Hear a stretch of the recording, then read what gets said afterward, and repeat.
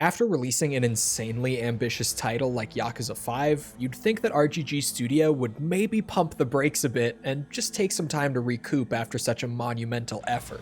But you'd be wrong, because this is Ryuga Gotoku Studio, so of course they finished up Yakuza 5 and then immediately dove headfirst into developing their next large-scale project. With development on this new project starting in December of 2012, the release of the new PlayStation 4 console was less than a year away. So naturally, the team at RGG decided that their next title would be a full next-gen experience for the PS4. And much like what they did with the transition from the PS2 to the PS3, they decided to make this first next-gen title a spin-off of the series set in Edo Period Japan. Except where Kenzan took place at the very beginning of the Edo period and explored how that time in Japan really came to be, this new title would explore the very end of the Edo period in Japan. More specifically, the Bakumatsu phase that ultimately led to the Meiji Restoration and the reinvigoration of Imperial rule in Japan. So naturally, the team would work incredibly quickly, as they always do somehow, and Ryuga Gotoku Ishin would first be revealed at Tokyo Game Show in September of 2013, with that title translating out to Like a Dragon Restoration in English. The game would then be released only a few months later in February of 2014, but unfortunately, also much like Kenzan, we never saw a release of this one outside of Japan. There is a remake of the game released in 2023, known as Ryuga Gotoku Ishin Kiwami in Japan, that released overseas under the title Like a Dragon Ishin, that is available for fans all over the world nowadays, but that original version for the PS4 never released outside of Japan. And if you've been around my channel for a bit now, you would probably know that regional exclusivity has never really stopped me from covering every game in a series just like I say I will. So of course, I've imported a copy of the original Ishin for PS4, sunk a solid 50 hours into it during my first playthrough, and now have a ton of thoughts on the game that I can't wait to ramble about for considerably longer than is necessary. So, if you'll allow me to do exactly that, let's talk about the things in Ishin that are good, the things that are bad, and most importantly, the things that make it a tragedy that this game was never released worldwide. Now, before getting too far into the video, I should mention that this is the 10th in a series of videos where I'm playing every game in the Yakuza series for the first time in release order and reviewing them as I go along. You don't have to have seen the first few videos in order to enjoy this one, but I would definitely recommend watching my videos on the earlier titles if you want some better context on my feelings towards them, or you just like your stories complete. So for those that are interested, I'll have the full playlist in the description below. But with that out of the way, Ryuga Gotoku Ishin is an action-adventure game developed by RGG Studio and published by Sega for the PlayStation 3 and PlayStation 4 in early 2014. In Ishin, we play as Sakamoto Ryoma, a real-life samurai and political activist who was a very influential figure in the Bakumatsu period and the establishment of the Empire of Japan. He's remembered as a visionary who dreamed of a Japan that wasn't held back by its strict feudalism and social class system, and who believed that all men and women would have some sort of say in how their country is actually run. Japan during the Edo period was incredibly isolationist, with the country's leadership outright refusing to trade or often even communicate with the outside world unless completely necessary, which led to Japan as a country being well behind the rest of the world when it came to things like trade and technology, with the country's citizens largely being completely unaware that this was even the case. The real-life Ryoma played an incredibly vital role in bringing the Edo period of Japan to an end, putting a more equal and modern government in place, and opening up the country to trade and communication with the outside world, which has led to him being a very popular historical figure who is frequently portrayed and romanticized in Japanese media, and one who even has multiple museums spread throughout Japan that are solely dedicated to portraying his life and the role that he played in bringing Japan into the modern age. This is an incredibly shortened and simplified explanation of why this choice in main character is important, but it's some context that's very much necessary to appreciate what Ishin does with its story. And now that that brief history lesson is out of the way, we can actually talk about the game. The writers of Ishin took Ryoma's story and made it the basis for the whole game's story, while of course making their own changes and additions to the real-life one to not just make things feel more entertaining overall, but also to make things feel more in line with what fans of RGG's other projects would have come to expect from them. And these changes are felt pretty much right from the opening of the game, with the inciting incident of the whole story seeing Ryoma reuniting with his adoptive father Yoshida Toyo and adoptive brother Takechi Hanpeita, just before said father is suddenly murdered the very same day. This unexpected murder then sets off the rest of the story as a whole, with Ryoma searching for other samurai in Japan who use the distinct sword style that his father's killer used, which then leads him to going undercover and joining a sort of secret police called the Shinsengumi, and eventually rising all the way up to being a captain of their ranks. This then pulls him into a larger conflict between a number of political figures who are all secretly battling for control of the country's future. Those of you already familiar with the history of this period in Japan will likely realize just how much that little two-sentence description already deviates from Ryoma's real story, as well as those of the other historical figures that I mentioned in it, like Yoshida Toyo and Takechi Hanpeita.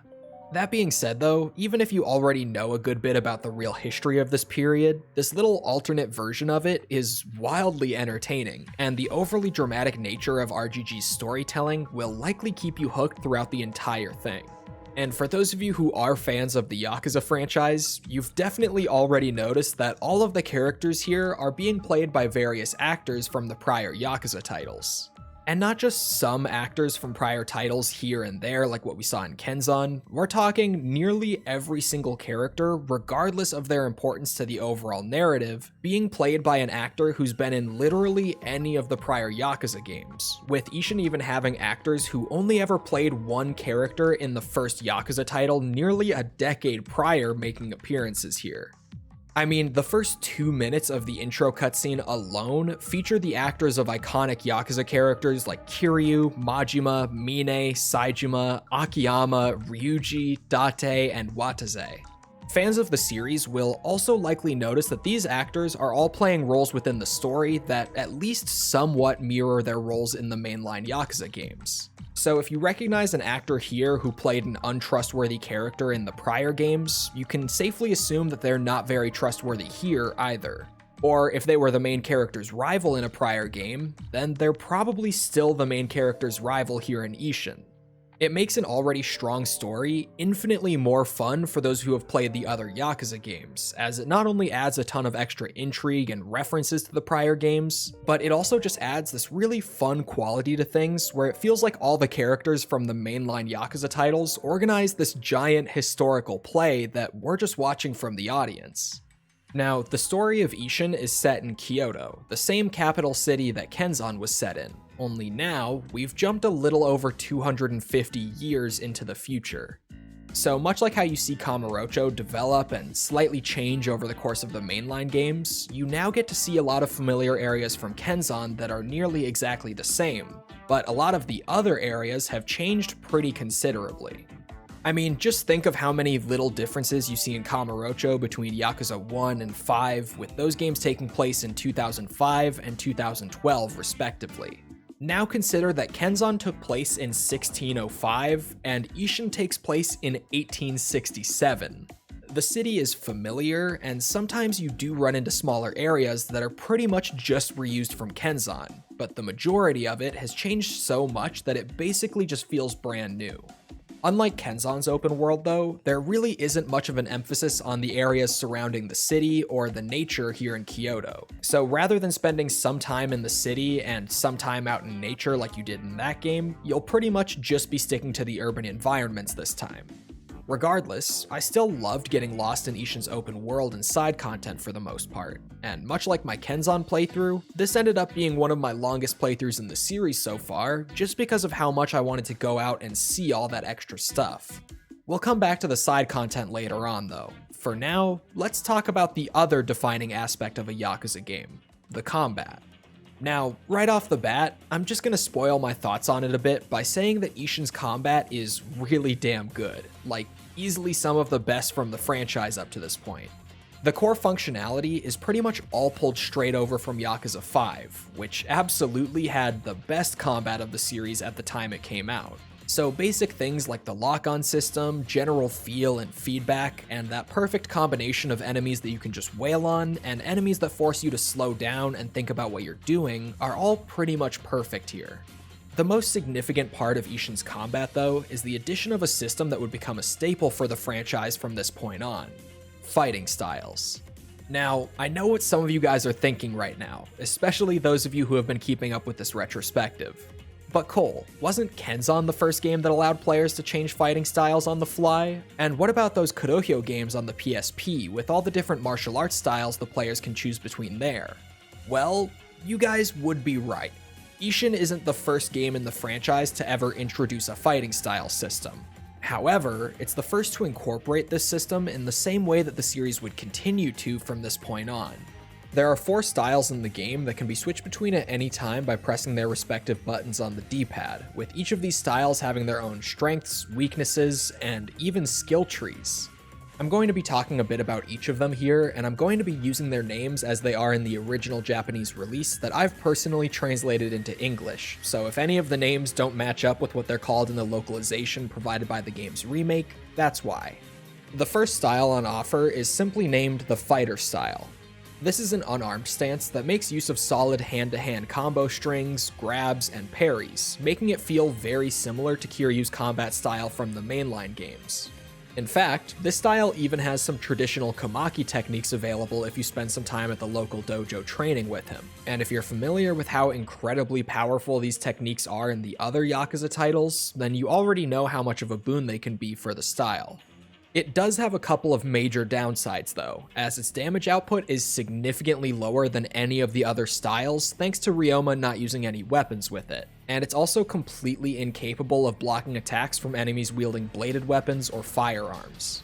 So it feels a lot weaker than the other stances in the early game, but if you put the time in and really invest in the fighter style, it can become incredibly powerful in the late game.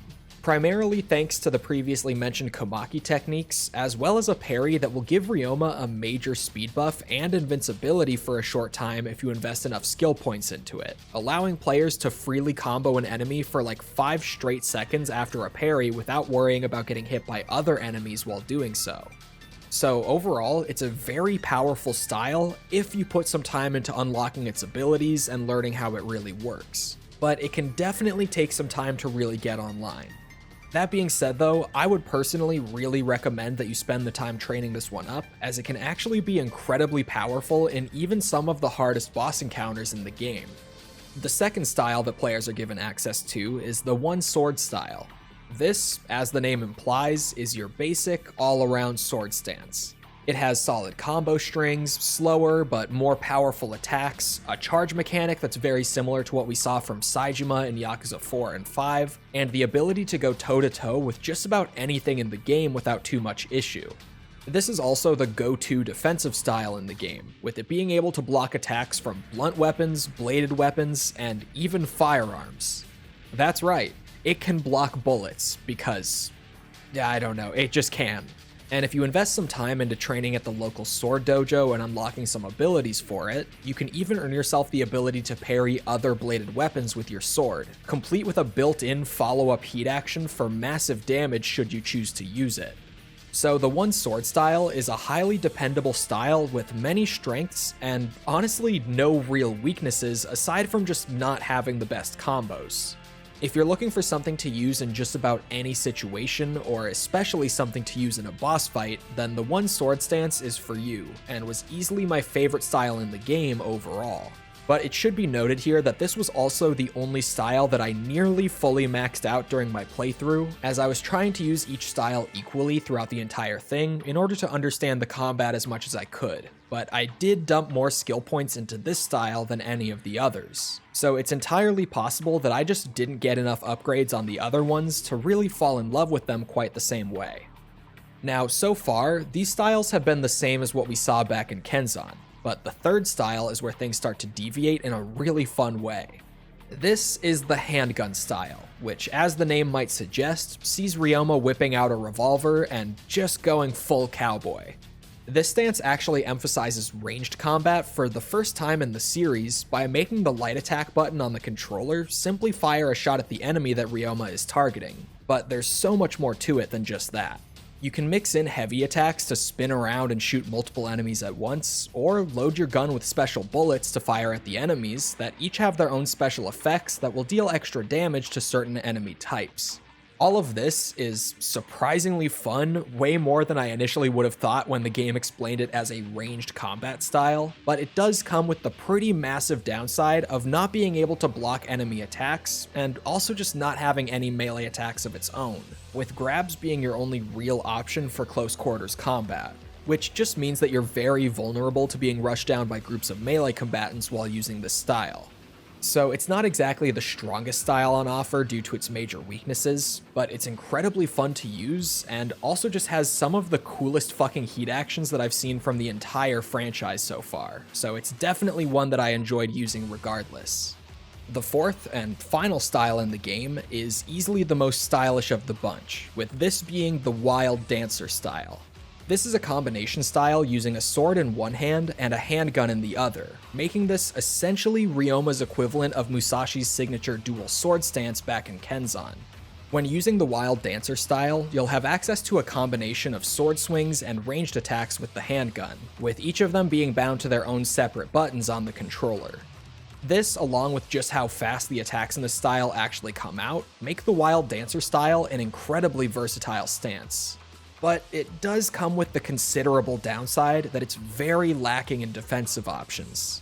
It does have a parry, but the timing is significantly tighter and less forgiving than that of the fighter styles, and it also doesn't come with the upsides of the speed boost or invincibility when successfully executed. So even though there was a parry available, I rarely ever even made an effort to use it because it was just so risky to try to execute without really that much upside other than just avoiding the attack. If you do invest some time into training this style up and unlocking its upgrades though, not only will the attacks become faster, but you'll also gain the ability to cancel literally every single attack animation in this stance into one another. Players who take advantage of this animation canceling will find a ton of creative ways to use the stance, with things like infinite combos and methods to quickly carry an enemy to the wall for big heat action damage being really fun to discover. I had such a fun time using this stance after unlocking the animation canceling that it easily would have been my favorite style in the game if the one sword stance just didn't have such incredible defensive options. So overall, I loved Ishin's implementation of the fighting style system. It deeply enriches the combat experience by giving you a ton of viable options to choose from in any situation, with each having their own strengths and weaknesses. Some players might just find one style that they love and stick with that during the whole game, while others like myself will try to use and upgrade all of them in order to be able to always whip out the best available option when presented with a challenge. I don't think it's a perfect implementation, as the one sword style is clearly just better than the rest of them, but I still had a ton of fun with the styles here, and it's easily my favorite take on the style system so far. Other than that, I don't have much more to say about the combat in this game. The different styles available, being built on the foundation of Yakuza 5's combat, and some of the best boss fights in the series so far, make Ishin's combat some of the best from the series so far. I mean seriously, Ishin even has the first boss in the entire series who dual wields pistols and isn't total horseshit. That being said though, there are a couple of weird quirks here that just make it feel a bit less polished than the combat in the previous entry. Things like how enemies can now hit you during a bunch of your animations that they were never able to in previous games, like when you're throwing enemies or just performing any other basic grab moves. That, and the fact that it takes a really long time for the combat to actually come together here due to leveling up all 4 of your fighting styles being quite the grind. The game also gives players a rank based on their performance after every fight in the game, which, while it doesn't really affect the combat overall, just felt a bit out of place to me. The rankings are based on things like your highest combo, which, by the way, yeah, there's a combo counter on the screen now, how many enemies you defeated without taking damage, and how many heat actions you performed throughout that fight. Higher ranks will reward the player with larger XP and cash bonuses, but the ratings push players into playing in a bit of a weird way. The emphasis on high hit combos and spamming as many heat actions as possible makes it feel less like I'm trying to play in an efficient way based on the enemies I'm facing and saving my stronger heat actions for larger threats, and more like I'm just spamming out attacks and heat actions as fast as possible to try to raise my rank. You also don't get any passive buffs from being in heat in Ishin for some reason, so you basically just use heat actions whenever your gauge is full enough to do so, which feels like it really removes a lot of what made the heat system so interesting in the first place. You obviously don't have to treat the combat this way just for the sake of getting a higher rank, and once I had progressed far enough into the game, I started making a conscious effort not to, just to make things feel more fun here. And surprise, surprise, it really did make the combat a lot more enjoyable. But the game really does try to push you into playing these ways, which I just found really odd. The combat is a ton of fun, but unfortunately has to take the spot as my second favorite combat from the series so far, as it just doesn't quite live up to Yakuza 5's incredible combat. Oh, and I do have one more thing to add before moving on, and that's that the combat is massively elevated by the soundtrack here. I haven't really talked about the soundtracks of the Yakuza games in this series of videos yet, because while they've all been great, none of them have really been exceptional up to this point. They've all had like one or two really good songs per game, but not a general soundtrack that just really stuck with me. But man, Ishin's soundtrack is a whole other story. In my opinion, a good gaming soundtrack is one that fits the gameplay well, and all of the Yakuza soundtracks have been very good in that regard. But a truly great gaming soundtrack is one that fits the gameplay well and is also just great to listen to on its own outside of the game as its own piece of music. And let me tell you guys, I've been listening to Ishin's soundtrack all week since finishing the game. Not only are the tracks really well composed in this one, but they're also beautifully woven into the gameplay. An attentive player might notice that while in combat in this game, the track will actually change based on the fighting style that you're using. So if you're using the fighter style, you might notice that you get a more rock-sounding, guitar-heavy version of whatever track you're hearing, but if you switch to the wild dancer style in the middle of the fight, you'll still hear the same exact song, but it will transition into a more flamenco-influenced composition, and it does so seamlessly. I mean, how cool is it to just be in a fight, and as you're swapping through styles on the fly, the music is actually reacting and basically giving you your backing track that perfectly fits whatever you're doing. I was absolutely jamming out while playing the game, I've been jamming out to the same music since finishing the game, and I strongly believe that this is the best soundtrack of the series so far by a mile. But enough of me telling you about it. Take a quick listen to these before we move on, and just see what you think.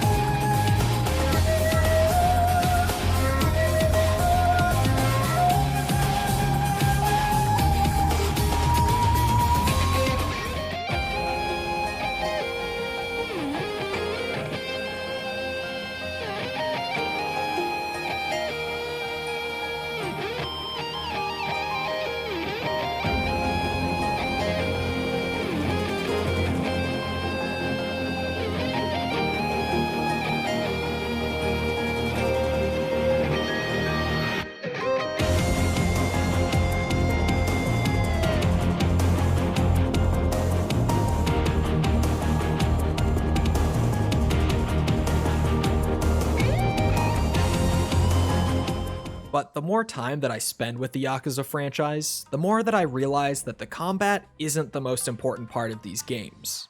Rather, it's the open world and the side content that really make up the soul of a good Yakuza game. And much like Kenzan before it, Ishin places a very heavy emphasis on its side content, so be warned that we have a lot to talk about here. So much so that I don't even really know where to start, but here we go. One of Ishin's biggest additions to the open world and the side content is that of the new virtue system. This is essentially a sort of reputation system for Ryoma, with just about everything you do in the open world giving you some varying amount of virtue. And that virtue then acts as a sort of currency that can be exchanged at shrines scattered throughout the city for extra non-combat oriented upgrades, like increasing your inventory space. Aside from just getting small amounts of virtue for things like spending money at local shops or completing sub-stories, there's also the new diligence list, which is basically just this gigantic list of challenges that you can complete over the course of your playthrough to earn virtue bonuses. This is a nice little system that just rewards you for going out and doing literally anything other than the main story, and it's nice to feel like you're constantly making progress towards new upgrades in this game by doing really anything you want to. And thankfully, there are plenty of things to do here. All of your typical Yakuza side content is here, with things like sub-stories, mini-games, a fighting coliseum, and random battles all being present. There are a total of 66 sub-stories in Ishin, which while that may be on the lower side of the total sub-story counts we've seen from the series so far, I have to say that Ishin has some of the wackiest and most entertaining of the bunch. Some of them are even directly tied into unlocking other pieces of side content throughout the city, like new mini-games or jobs that will be opened up after they're finished. Which, speaking of, yeah, they've added some part-time jobs for Ryoma to pick up, much like what we saw in the Kurohyo games. These come in the form of little mini-games you can play that have the added benefit of making players some cash by doing so.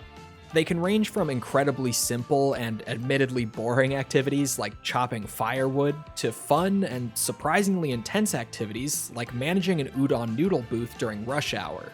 And the fact that these jobs are all tied into sub-stories adds a lot of personality to them too. For example, the udon booth sub-story triggers just by going and eating at said booth a handful of times, which will lead to the owner striking up a conversation with Ryoma. They talk a bit about what it takes to run a successful udon booth, which leads the owner to start bragging about how making good udon is all in the hip movements and how he gets a lot of good practice with his hips thanks to his lovely wife. And no, I'm not joking, he does actually say that. But then as he's mimicking the motion for Ryoma, he suddenly throws his back out. Ryoma tells him to go to a doctor to get it looked at, but rush hour is just a few minutes away and he can't afford to lose that income, so Ryoma has to step up and run the booth while the owner is at the doctor. So you get little fun interactions like that really just add a lot of personality to what otherwise would have simply been more mini-games, and I ended up absolutely loving them during my playthrough. And like I said in my Kurohyo video, I'm also a really big fan of having these little mini-games available that allow the player to just sit down and grind out some extra cash should they ever need to. And even if that process feels a little tedious, well, yeah, you're working a job, so it kinda makes sense. I'm really glad to see these part-time jobs making their way into the proper home console entries of the series, and I hope that they'll stick around for a bit. But as fans of the series surely already know, money doesn't tend to be too important in the Yakuza games.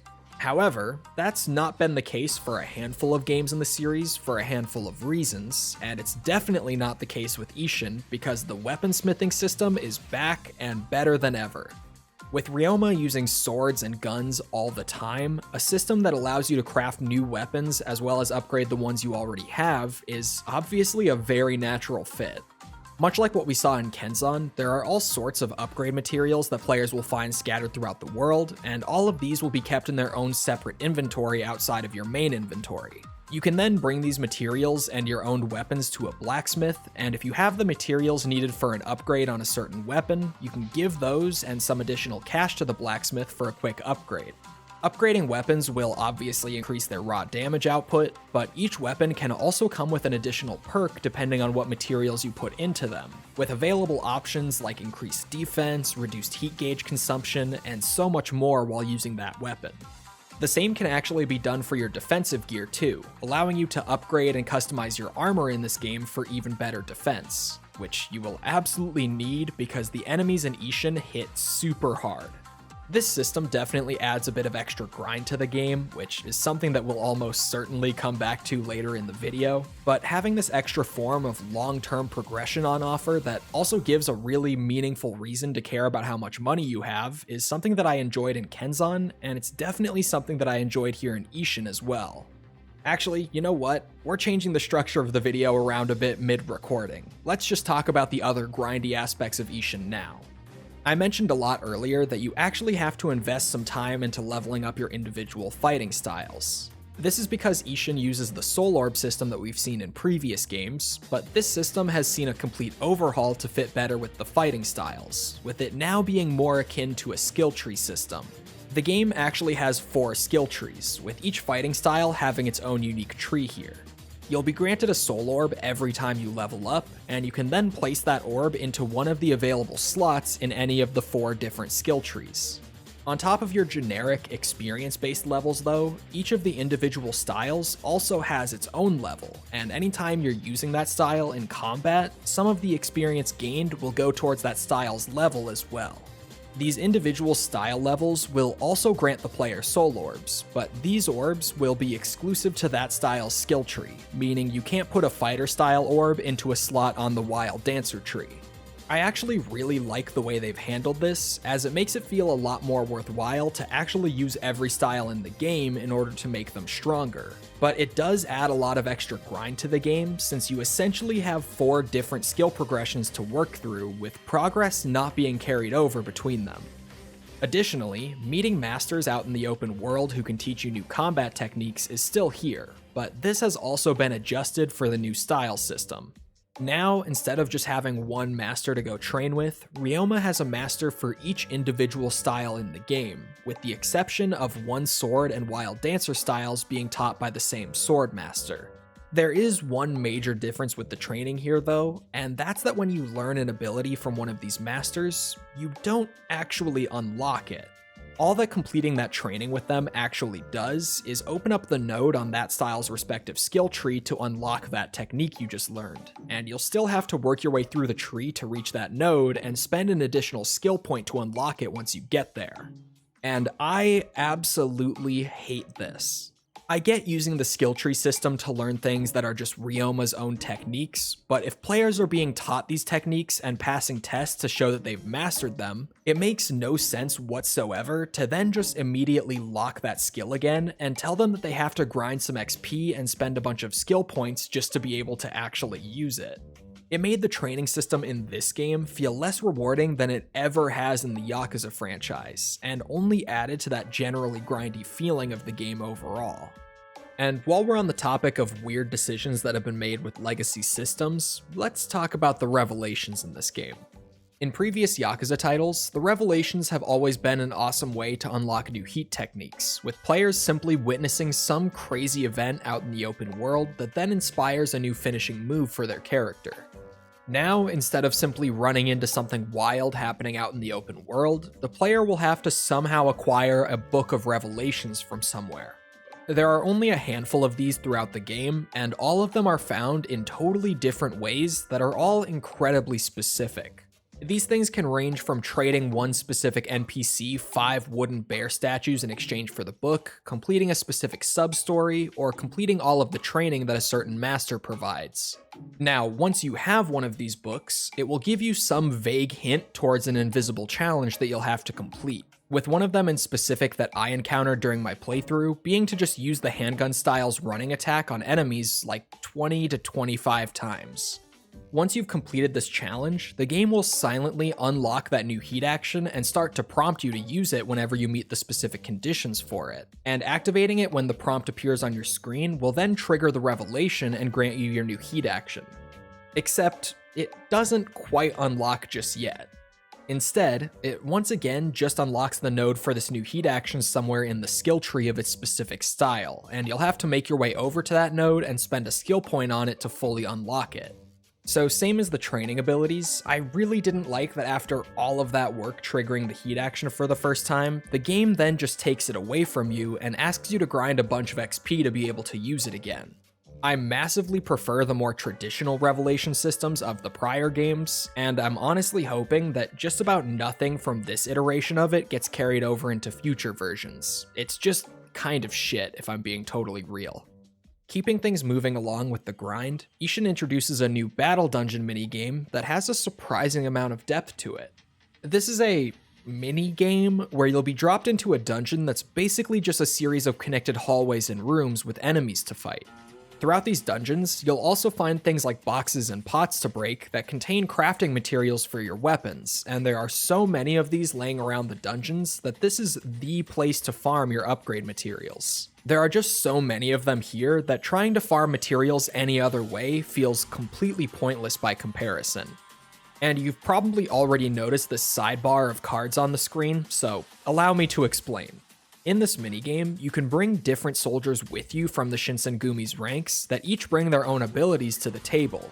These abilities will be things like making your health passively regenerate, increasing your damage output, decreasing the damage you take, and so many others.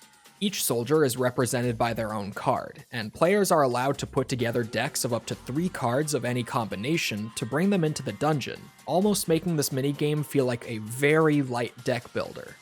New soldier cards can be acquired by clearing out levels of the dungeon, running into enemies in random encounters that request to join the Shinsengumi, or even by purchasing card packs that will give you cards of random rarities. Each card will also have a level associated with it, and your soldiers will level up after successfully clearing a level of the dungeon, increasing their stats and allowing them to use their abilities more often. However, if you die inside of the dungeon, every soldier card you have equipped will lose some of their loyalty to you, and if you fail enough times, they'll eventually leave the division entirely if their loyalty drops too far. So it's a pretty cool mode, and the card system is admittedly a lot of fun. But the fact that there are nearly 50 levels available here, and they're an integral part of grinding materials so you can upgrade your weapons and ensure that your damage output is high enough for the point of the game you're in, just adds even more on top of the massive pile of grind that Ishin already has. And last but not least, we have the most unexpected addition of the bunch, the new side story titled Another Life. A few chapters into the game, Ryoma will run into a teenage girl being told by officials that they're going to take their home to pay off the debts of her parents, who both apparently died in a tragic accident recently. Overhearing this, Ryoma steps in and makes this girl an offer, saying that he'll pay off her debt and allow her to continue living in the home so long as she takes care of the house duties and also allows him to live there. And as weird as that offer might sound, the girl ends up taking him up on it, not wanting to lose the only thing that her parents left behind, and she introduces herself to Ryoma as Haruka. From this point on in the game, the player is able to go to the house whenever they like. Here, there's things like a farm that the player can tend to, a whole new cooking minigame that you can engage with using the crops that you grow on the farm, and a way to sell your crops and cooked meals for money and send Haruka out to make those deliveries for you. These deliveries are how Ryoma plans to pay off Haruka's debt, but of course, they come with their own healthy dose of grind too. Remember the virtue system I mentioned earlier? Well, that comes into play in a pretty huge way here. When you first get to the house, you'll barely have any fertile soil to farm with, you'll only be able to plant super basic crops, and you'll only have the most basic of cooking utensils.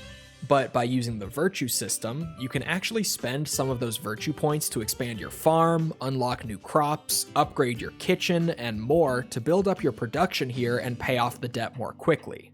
So you have to go out and do other open world activities to build up the house, and then once you do have the house built up, there's the matter of actually needing to grow your crops. See, as you might imagine, the crops take some time to actually grow. It's not a super long amount of time between each harvest, maybe 5 to 10 minutes depending on the crop, but the thing is, you have to actually go to the house and harvest them manually in order to grow more. So if you want to efficiently be engaging with the side story, you better get really used to planting some crops, going out and doing something for a few minutes while they grow, coming back to harvest, planting more crops, and repeating. This just adds something else to be juggling on top of everything else that I've already talked about, and that's really the only way to do this efficiently. Otherwise, you just have to chill out on the farm and wait for the crops to grow without doing anything else. It's not necessarily a bad piece of side content, but I'm not ashamed to admit that I quickly got really fed up with the constant back and forth while trying to balance this with everything else in my playthrough, and since I wasn't aiming for 100% completion or anything, I eventually just ended up dropping it entirely and never really came back after that. So, sorry Haruka, but I just really didn't need to add even more grind to this game. Now, it might sound like I hated the open world experience in this game, but I really didn't. I think all of the activities I just covered are solid offerings on their own, but every single one of them just feel like they're needlessly drawn out purely to keep the player busy for longer amounts of time. And not everything is needlessly drawn out. A lot of the content here is still great, and they've even added a new sprint mechanic to the game to let you get around more quickly. Granted, the sprint will only last a few seconds before Ryoma gets winded and needs a quick rest, but it's nice that it's there and it can genuinely be really helpful if you pace it out properly. So it's more appropriate to say that the open world here was a mixed bag for me. There were parts that I loved, parts that I hated, and parts that I was somewhere in between on. There are other small things that I didn't really get into here, like the passive buffs from eating food at restaurants returning from Yakuza 5, but we've already been talking about Ishin for a while now, and if I dug into every one of those little things, we'd genuinely be here for hours. So in the interest of time, let's try to wrap this one up. I really enjoyed my time with Ishin, and it's easily one of my favorite titles from the series so far. Not my absolute favorite, as that's still Kurohyo, and not my second favorite either, because that's still a tie between Kenzan and Yakuza 5, but it's definitely up there near the top. There's a ton of stuff that I loved about this game, especially when it came to the main story and the combat. But unfortunately, the open world and side content makes up the majority of the time that you spend in a Yakuza game, and that stuff was just really hit or miss for me. There were some really nice surprises too, like the amazing soundtrack or all the fun little references that were made to the mainline games, and even just having pretty much the entire main cast of the Yakuza series all playing different historical figures. It's a game that I really enjoyed getting the chance to play, and I think it's a damn shame that audiences outside of Japan never got to experience it. Again, I'm aware of the remake, but from the admittedly small amount that I currently know about Ishin Kiwami, it's a pretty different experience. And despite how grindy I felt the open world stuff was, I definitely look forward to revisiting this game and 100%ing it when I eventually get to it on stream. Which, by the way, I've been working on doing second playthroughs of every Yakuza game and getting 100% completion in them live on stream right here on the channel. I know, subtle plug. Anyway, at the end of the day, I'm going to give Ryuga Gotoku Ishin an 8.5. Hey guys, thanks for making it to the end of another video. I'm sorry this one took so long. I've been trying to balance this series along with the Resident Evil retrospective, and in hindsight, that was a really poor decision because the Yakuza videos take considerably longer than the Resident Evil videos do to make, but I'm doing what I can for right now, and at the very least, the Resident Evil series isn't that far from being finished, and then I'll be able to just totally focus on the Yakuza stuff. If you guys did enjoy though, feel free to leave a like, a comment, a subscription, really anything to help boost this video in the algorithm. Because the Yakuza videos have been so spread out, it's been a little rough algo-wise, so anything to throw me a bone would be greatly appreciated. And if you really enjoyed, consider supporting the channel even further through things like YouTube memberships or my Patreon, where you can get things like early video access, behind-the-scenes updates, and more. With all that being said though, I'm gonna go and get started on the next one, because if you guys know the Yakuza series release order, then you know that the next one is a pretty big one. So thanks again for watching guys, and I hope to see all of you right back here for the next Yakuza review.